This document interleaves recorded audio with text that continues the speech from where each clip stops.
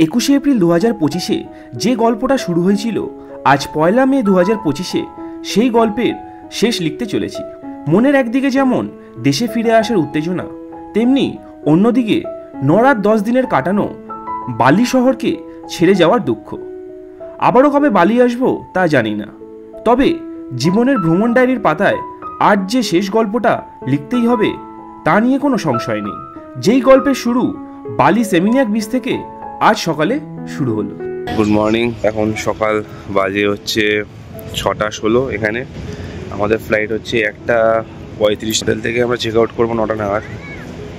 এখন একটু সময় বাকি আছে, সেই সময়টুকু নষ্ট করবো না। চলে এসেছি সেমিনিয়াক বিচে সকালের একটা ভিউ দেওয়ার জন্যে। সকালে সবই বন্ধ, তোমরা দেখতেই পাচ্ছ, কিন্তু লোকজনের কমতি নেই। এখানে কিছু লোকজন আছে, আমরা আছি, ওইদিকেও আছে কিছু মর্নিং ওয়াক করতে এসছে। তো লাস্ট একবার দেখে নেব সমুদ্রটা। ওইদিকে ছোটো ছোটো পাহাড় দেখা যাচ্ছে, সানরাইজ হচ্ছে এইদিকে, আর তার রিফ্লেকশন পড়ছে এই সমুদ্রে। জাস্ট ঢেউগুলো দেখো, দারুণ লাগছে, দারুণ।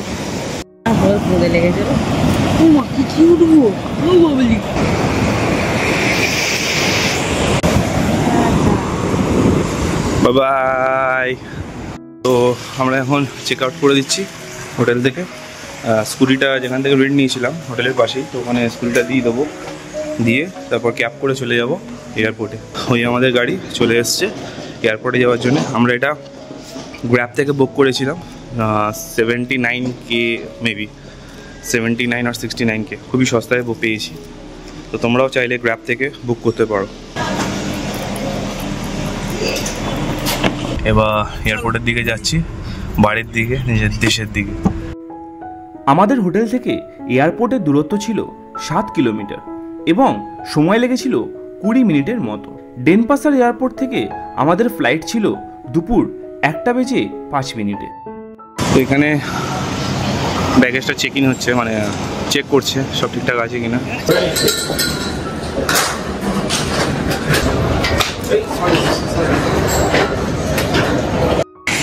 তো অনলাইন চেকিং যদি হয়ে যায় তাহলে ইন্টারনেট চেকিংয়ের লাইন আলাদা আছে। Thank you. আমরা এখান থেকে যাব, যেহেতু আমাদের অনলাইন চেকিং করে রেখেছি। জাস্ট বোর্ডিং পাস নেবো, লাগেজ ড্রপ করব আর বেরিয়ে যাবো। ব্যাগেজগুলো ড্রপ করে দিলাম এখানে। তো আমাদের গেট নাম্বার বলে দিল 5। তোমাদের কোনো অসুবিধা হবে না, কারণ এখানে সবই লেখা থাকে কোথায় কি আছে না আছে। তো সিকিউরিটি হয়ে গেছে, ইমিগ্রেশনে জাস্ট একটা স্ট্যাম্প দিল আর বোর্ডিং পাস দেখলো, বাস ইমিগ্রেশন কমপ্লিট।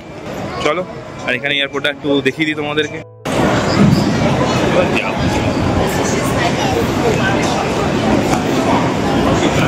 হচ্ছে লিকার কাউন্টার। তো লিকার কাউন্টারে এই একটা জিনিস দেখো, এটা কিন্তু লিকার। আগেরগুলোও তো সুন্দর, বটলগুলো জাস্ট ওয়াও, খুব সুন্দর। চুপা চুপসের পাহাড় 275K করে, মানে আমি যদি 300 ধরি এটাকে, আমি যদি 300 ধরি 5 দিনে 1500 টাকা। এগুলো অথেন্টিক বালির স্ট্রাকচারগুলো আছে এখানে।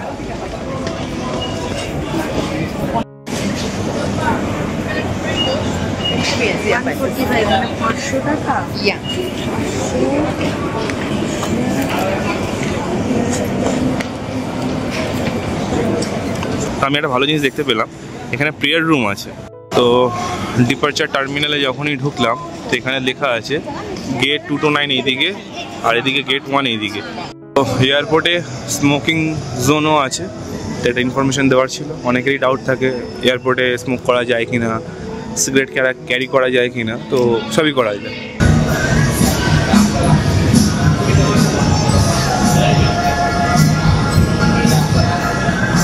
আমরা এখন বসে আছি এখানে, ওয়েট করছি বোর্ডিংয়ের জন্যে। বসে বসে ল্যাব খাচ্ছি, মুখের অবস্থা খুবই খারাপ, দেখেই বুঝতে পারছো। দেখো অবস্থাও খারাপ, দুজনেরই অবস্থা খারাপ। আমাদের বোর্ডিং শুরু হলো, এখন বাজে হচ্ছে 1টা, প্রায় 1টা।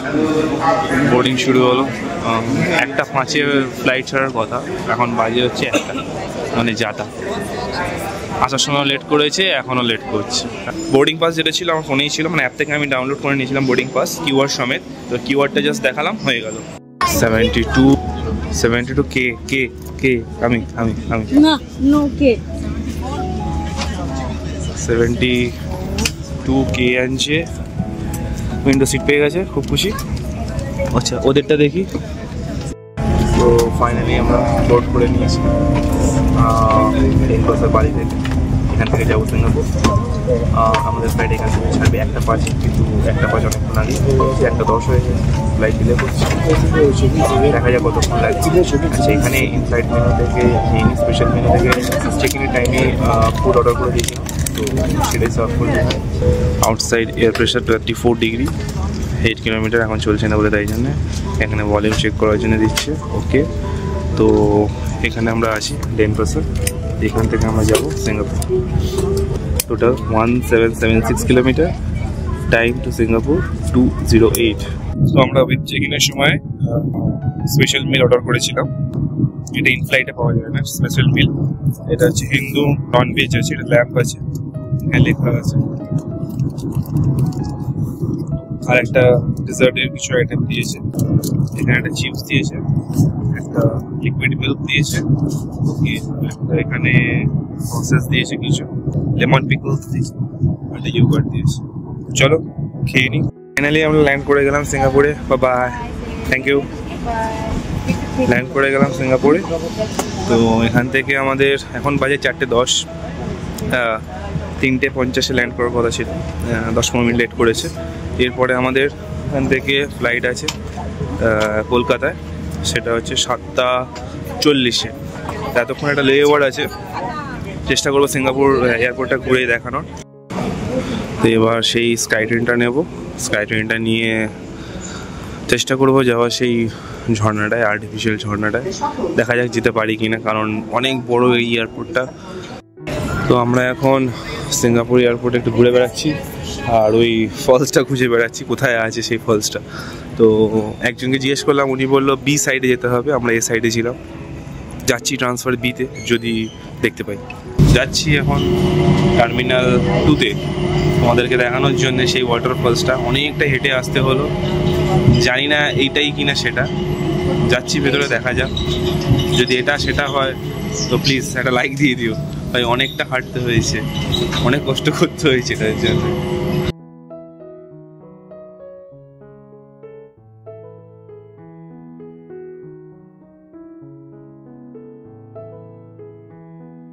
এটা হচ্ছে সিঙ্গাপুরের রাস্তাঘাট, দারুণ ছিল ব্যাপারটা, দারুণ লাগলো। তোমাদের কেমন লেগেছে অবশ্যই কমেন্ট করে জানাবে। অনেকটা হেঁটে আসতে হলো এটা দেখার জন্য, মানে অনেকটাই, প্রায় 20 মিনিট হেঁটেছি। তো এক্সিট গেট টার্মিনাল 2-তেও আরও একটা দেখার জিনিস আছে, খুব সুন্দর একটা স্ট্রাকচার করা আছে এখানে, যেখানে তোমরা ফটো তুলতে পারবে।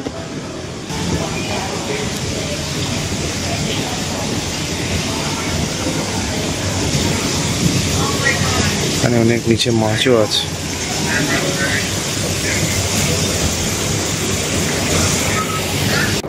জাস্ট দেখো সিঙ্গাপুর এয়ারপোর্টটা, দুর্ধর্ষ। নিচে আবার মাছ আছে, আমরা জলের ওপরে অ্যাকচুয়ালি দাঁড়িয়ে আছি। এই যে মাছ নড়ছে, দারুণ।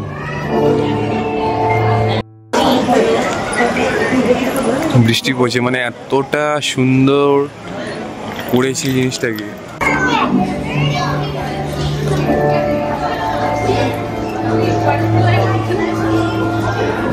সিঙ্গাপুর এয়ারপোর্টে দেখো সানফ্লাওয়ার গার্ডেন পেয়ে গেছি, কত সুন্দর, মানে একদম টাটকা মৌমাছি ঘুরে বেড়াচ্ছে। দেখো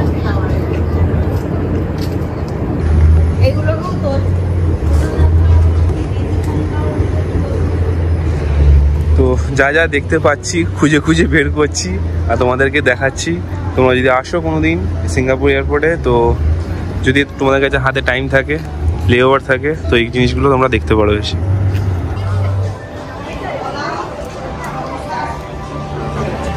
ABC and H।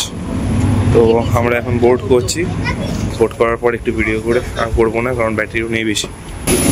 Hello hello sir, welcome aboard. Hello hello. তো আমাদের সিট নাম্বার হচ্ছে 47 ABC আর আমার হচ্ছে H। তো ফাইনালি আমরা বোর্ড করে নিয়েছি। তো এই হচ্ছে ফ্লাইট। তো আমরা এই ল্যান্ড করলাম এখন ইন্ডিয়ান টাইমে হচ্ছে। Thank you bye. 11:15 baggage collect করবো। কালেক্ট করার পরে আমরা বাইরে বেরোবো, নিয়ে ইনড্রাইভ থেকে কার বুক করবো। বুক করার পরে আমরা বাড়ির দিকে রওনা দেবো। ফাইনালি দেশের মাটি পা দিয়ে দিয়েছি। নিজের দেশে আসার একটা আলাদাই আনন্দ আছে। চলো বেরোই।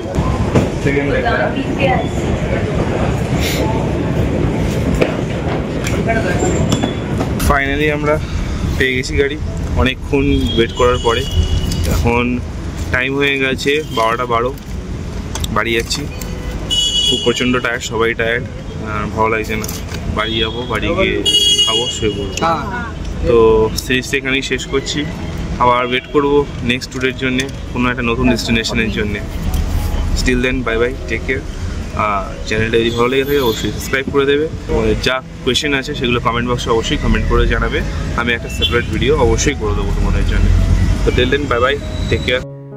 কথায় আছে শেষ ভালো তো সব ভালো। আমাদের সব ভালোভাবে কাটলেও শেষে বাড়ির সামনে এসে এরম একটা দুর্ভোগে পড়বো তা একদমই ভাবতে পারিনি। তো বাজে ব্যাপার হয়ে গেছে। ব্যাপারটা হচ্ছে বাড়িতে পৌঁছে গেছি কিন্তু এদিকটা খুলছে না। পুরো গাড়ির অপারেশন চলছে সুটকেস বার করার জন্য। কি বাজে অবস্থা। এত অপারেশনের পরেই লাগেজ বেরোলো। পুরো অপারেশন করলো আমাদের এই ভাই। সুপ্রিয় ভাই সেদিন রাতে আমাদের যদি হেল্প না করতো জানি না আর কত রাত বাইরে কাটাতে হতো। অসংখ্য ধন্যবাদ জানিয়ে আজকের ভিডিওটা শেষ করছি। যদি ভিডিওটা ভালো লেগে থাকে অবশ্যই একটা লাইক করে দিও, আর চ্যানেলে যদি নতুন এসে থাকো সাবস্ক্রাইব বাটনটা ক্লিক করে দিও। ভালো থেকো, সুস্থ থেকো।